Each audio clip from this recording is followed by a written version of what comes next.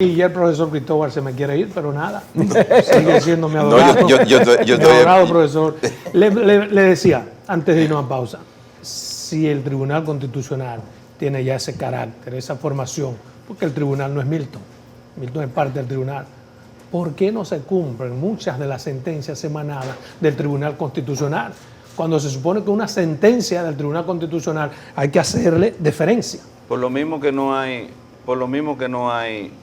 Ministerio Público Independiente, porque el tribunal no tiene poder ejecutorio, no tiene policía, no tiene forma de ejecutar las decisiones. Las decisiones él las ordena. Sí, pero cuando hay respecto a una decisión de un tribunal constitucional, ¿no debería el mismo tribunal tener esas? Pero antes de, yo quiero suscribir lo dicho por el profesor Cristóbal.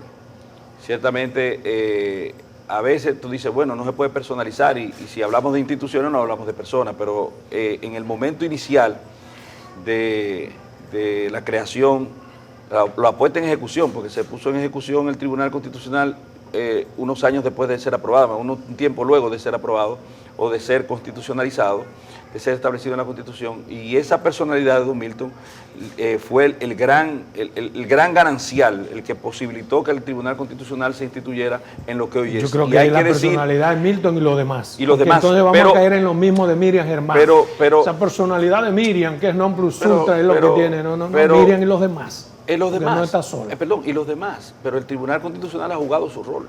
Pero por eso el tribunal, no Milton. Y te digo una cosa, yo le doy gracias a Dios por la existencia del Tribunal Constitucional, porque muchas de las cosas de los desaguisados que aquí en la República Dominicana se producen, tanto en el ámbito legislativo como en la producción de decisiones jurisdiccionales que son atacadas por recursos de revisión constitucional, gracias al Tribunal Constitucional por sanear esa situación. Bien. ¿Tú recuerdas, Adolfo, que había mucho escozor en relación con la constitución del Tribunal Constitucional?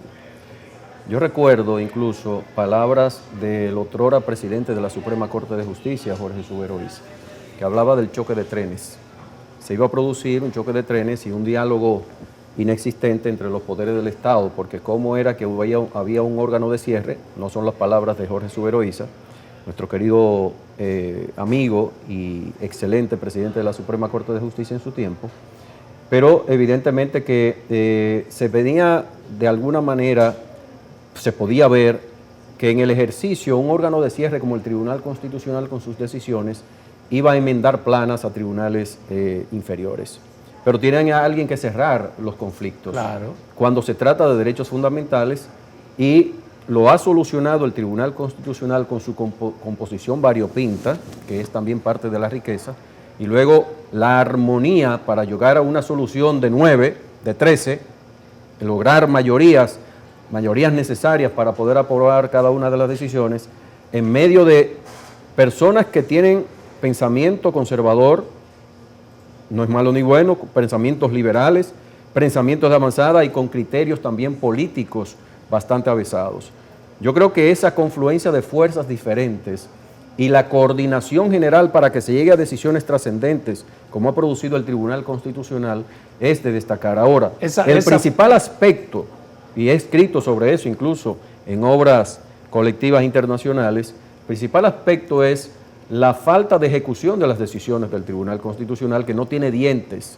Y no tiene dientes, y yo sugiero, y lo he sugerido, no lo hagan. Que la ley sea modificada para que finalmente haya un espacio institucional que dependa del propio Tribunal Constitucional en la observación de la ejecución de cada una de sus decisiones, y que los órganos del Estado no solamente se vinculen a la decisión en cuanto a su contenido material, sino en cuanto a su ejecución misma a través de los presupuestos que son necesarios para muchas de sus decisiones, que obviamente los presupuestos no alcanzan para todo, pero en eso del Tribunal Constitucional tiene que ser, y lo ha sido, bastante comedido. Yo quiero la opinión de ustedes sobre algo que se supone, y han dicho muchos juristas, expertos, que se han violado incluso los ribetes constitucionales, en el caso Medusa. ¿Ustedes han visto violación a la tutela judicial y al debido proceso? Pueden... Mira, Adolfo, yo voy a dar una opinión que muchas veces la gente piensa que porque uno es abogado de diferentes casos de corrupción, del lado de la defensa, soy abogado también del lado de la acusación, doy opiniones parcializadas. Yo creo que en la historia nuestra está, durante todo el tiempo que hemos defendido la institucionalidad y la democracia, los derechos y garantías que en cada caso protegen a todos los imputados. El Ministerio Público tiene un mal de origen en la investigación.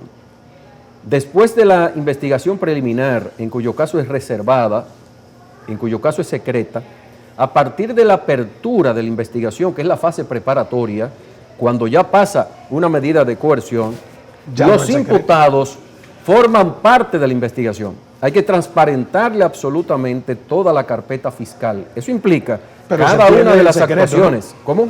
Pero ahí ya se pierde el monopolio de la información y ya no hay secreto. Pero que Porque eso lo se le da establece el parte- 290 del Código Procesal Exacto. Penal. Yo se lo ¿Por digo. qué? Porque hay la tutela de derechos, las garantías de los derechos en el proceso. ¿Para qué? Para que se haga una investigación objetiva y se tenga en cuenta las pruebas de cargo y las pruebas de A descargo. descargo. Y yo le hago, Entonces, el perdóneme- Ministerio Público, en ese caso particular que tú mencionas, Sí. ha repetido lo que ha hecho en todos los demás casos. Yo hago esta Violación pregunta. flagrante a derechos y garantías de los imputados. Yo hago esta pregunta precisamente porque me interesa tanto como abogado y como periodista. Lo veo desde los dos ángulos. Que el juicio ya están condenados porque aparece en todos los medios de comunicación, pero eso no es una responsabilidad, digamos, del Ministerio Público, que después de haber establecido medida de coerción, el caso se haga público. ¿Por qué? Porque pierde el monopolio de la información y entran otros participantes que incluso en ocasiones son los que dan aquiescencia a los medios de comunicación, no necesariamente el Ministerio Público. Entonces, no hay violación ahí. Sí, hay unilateralidad, porque no se escucha en la misma proporción al que está del otro lado. Pero eso en los medios. Los medios Exacto, y los que medios no somos los tribunal. no son, sí, son un tribunal, son un tribunal accesorio. Pero oye lo que te voy a decir. Bueno, Yo opinión. a la pregunta la responderé con un artículo 228 del Código Procesal Penal. Si se concede la prórroga, se suspende la prisión preventiva. ¿Ha ocurrido? ¿No ocurre? ¿Ha ocurrido en algún caso? ¿No? Se ha concedido prórroga ¿Y de quién 4 es esa- meses. ¿De quién es esa culpa? ¿El Ministerio Público No, o del juez que del tiene? sistema Del penal, del sistema sistema, penal, no. de la complicidad sistémica, Del sistema, de la no, complicidad porque- sistémica. Perdóname. Pero- No puede ser del sistema. Espérate, a ver. Te pruebo que es de los dos. Sí, pero Te pruebo que de los para dos. que me refute ahí. Sí. Yo digo que no es el sistema, Ajá, porque ok. está taxativamente establecido en una ley. Ok. Entonces hay un aplicador de la ley que es el que está violando. Te pruebo que Porque de los- taxativamente. No. Entonces, ¿quién es el escollo? Permíteme. Es ese aplicador. ¿Quieres escuchar, verdad? Que tiene O- que tener una forma ¿Quieres saber, verdad? excepcional. ¿Quieres saber? Ok. Sí, señor. No dijo el profesor Cristóbal, cuando lo dio el artículo 169 de la Constitución de la República, y bueno, de Solayo el 170 con los principios rectores de la función del Ministerio Público, que el Ministerio Público representa a la sociedad. El Ministerio Público también representa a ese imputado. Tú sabes que el Ministerio Público de oficio puede solicitar variación de medida. Tú sabes que el Ministerio Público tiene que garantizar la aplicación de la ley. Y tú sabes que eso es una ley. Entonces es la obligación del Ministerio Público decir, sí, magistrada, mire, solicitamos que se amplíe. Se otorgó, magistrada, solicitamos que se varíe la medida de coerción, Pero que se digamos que sustituya. el medio- Porque no lo dice Valentín Medrano, escúchame, porque no lo dice mi profesor ni mi profesor, lo dice el artículo 228. ¿O me equivoco? Asumo como bueno y válido lo que dices. Sin embargo, hay un aplicador de la ley que es el responsable de evitar esos Sí, pero tú le quieres quitar No, pero carga de es- responsabilidad al Ministerio No, Público. no, El pero- aplicador es cómplice. pero espera. Oye, el aplicador es cómplice. Está Sí, bien. lo es. Yo no estoy discutiendo la complicidad. Bueno, yo lo dije. Bueno, pero está bien. Ok. Yo lo que quiero es de ustedes, que son los expertos, que le digan al país quién es el verdadero responsable. Porque en su locura el Ministerio Público puede pedir lo que le dé la gana, como No. en efecto aquí lo hace. Mira, No, mira, Adolfo, no, mira, Pero hay un juez que debe decir, Mira, no, Adolfo. señor Ministerio, ¿qué pasa? Mira, Adolfo, aquí Dele, hay un dele, problema dele. grave. Yo he dicho en círculos académicos cercanos y públicamente quizás no lo he dicho tantas veces, pero es importante. El día que los aplicadores de la ley, los jueces, declaren nulos los procedimientos de investigación llevados en violación a la transparencia frente a los imputados en el proceso de investigación, que declaren nulo todo el proceso, como manda la Constitución y la ley, comenzará a hacerse derecho penal en la República Dominicana, derecho procesal nítido, auténtico. No Entonces, se está haciendo. Está de alguna forma de acuerdo con lo que digo, que ese aplicador de la ley es que tiene la responsabilidad máxima. Mira, Cristóbal, ¿qué dice? yo quiero decir dos cosas. En primer lugar, yo creo que tú planteaste el caso concreto, el caso Medusa, del caso Medusa hablaste. Yo creo que ese proceso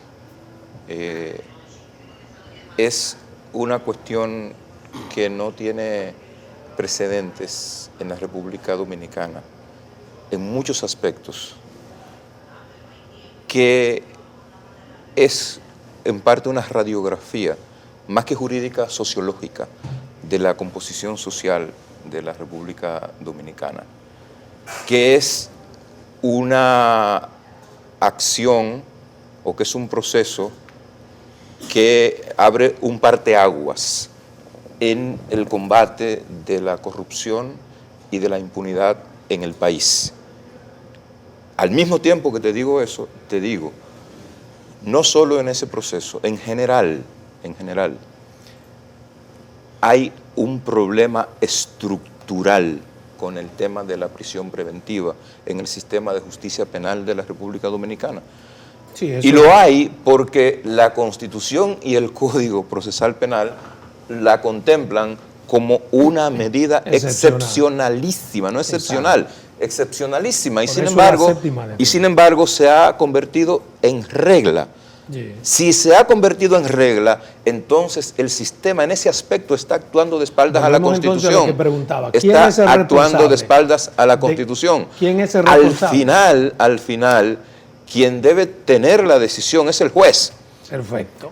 Pero yo sumo un elemento. De manera deportiva se ha tomado la prisión preventiva. Es que no solamente es el juez, el ejecutor, el que pide la medida en violación de la norma o el que ratifica solicitudes de prisión preventiva cuando llegue el 228 de cese de la medida y en base a un populismo penal mal llevado, mal concebido o a un proceso penal mal concebido que se hace populismo penal, pues Ministerio Público, representante de la sociedad y de todos los individuos que la componen, falla.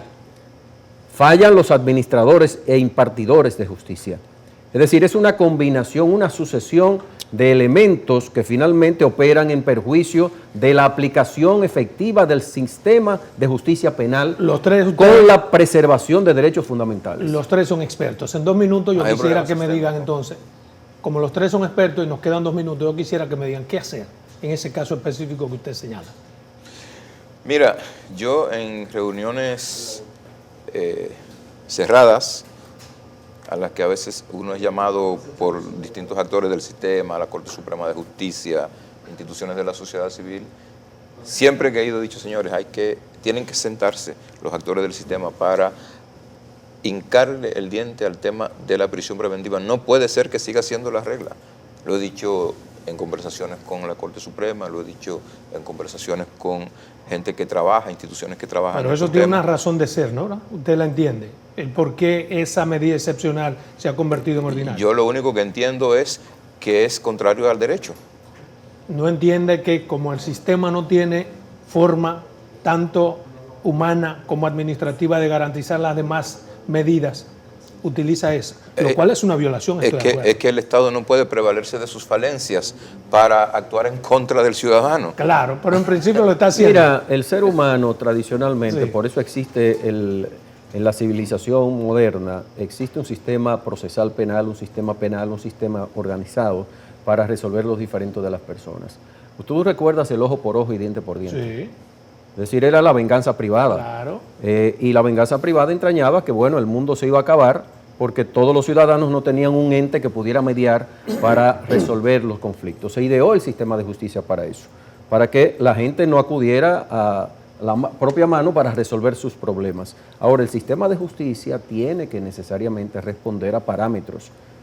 Norma suprema, Constitución, instrumentos internacionales y ley. No lo está haciendo debidamente. El premio que exhibe el Ministerio Público como elemento para el aplauso es la prisión. Aquí la gente no entiende otra cosa, no entiende de derechos. Yo recuerdo, como vivo del derecho penal en gran medida, me atacan muchísimas veces, pero usted no puede hablar porque usted defiende corruptos.